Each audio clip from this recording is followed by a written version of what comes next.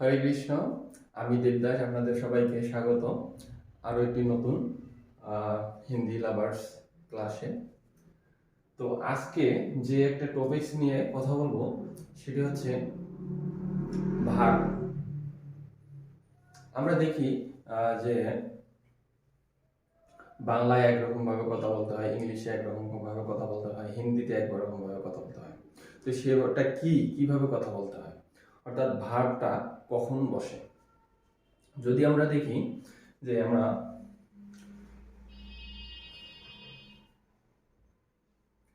বাংলায় কথা বলতে যাই, ইংলিশে কথা বলতে যাই, হিন্দিতে কথা বলতে যাই, তো আমরা যদি বাংলায় কথা বলতে যাই তো তখন দেখবো যে আমি ভালো আছি, আমি ভালো আছি, আমি কেমন আছি, আমি ভালো আছি। অর্থাৎ আছি আছি এই যে আছি, আমি ভালো আছি। অর্থাৎ বাংলায় হচ্ছে কি ভার্বটা, অর্থাৎ সাহায্যকারী যে ভার্বটা সেটা পরে বসতেছে। আর ইংলিশে আই অ্যাম গুড, আমি ভালো আছি, অর্থাৎ সাবজেক্ট প্লাস হেল্পিং ভার্ব। অর্থাৎ ইংলিশে সাবজেক্টের পরে হচ্ছে সাহায্যকারী ভার্ব বসে। আর হিন্দিতে মে আচ্ছা হুঁ, হিন্দিতে হচ্ছে সাহায্যকারী ভার্বটা শেষে বসে। অর্থাৎ বাংলার সাথে হিন্দিটার একটু মিল আছে, কিন্তু ইংলিশের সাথে হিন্দির কোনো মিল নেই। যেমন আই এম গুড মে আচ্ছা হুঁ, অর্থাৎ এখানে হচ্ছে হুটা বসেছে পরে এবং অবজেক্ট বসেছে সাবজেক্টের পরে। আর এখানে ইংলিশে সাহায্যকারী ভার্বটা বসেছে সাবজেক্টের পরে এবং অবজেক্ট বসেছে সাহায্যকারী ভার্বের পরে। তো এটা হচ্ছে হিন্দির একটা খুবই গুরুত্বপূর্ণ একটা পয়েন্ট, যেটা হচ্ছে কি আমরা সাহায্যকারী ভার্ব হিন্দিতে শেষে বসে।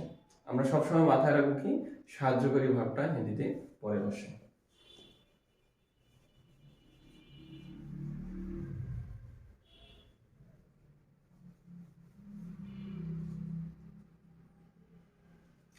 এখন যদি আমি লিখি যে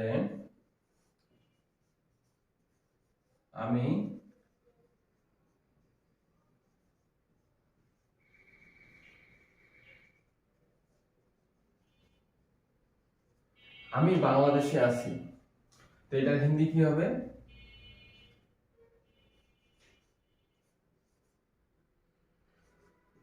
মে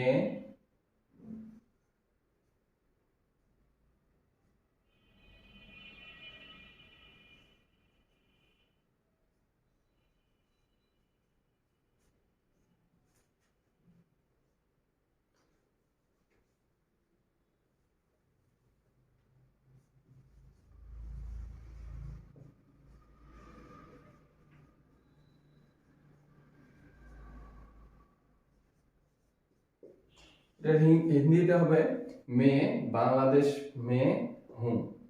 অর্থাৎ হুটা হচ্ছে কি সাহায্যকারী একটা ভার্ব হিন্দির। তো হুটা সবসময় কি হবে? শেষে বসবে। তো এটাই ছিল একটা বেসিক পয়েন্ট, তো আপনারা সবসময় মনে রাখবেন।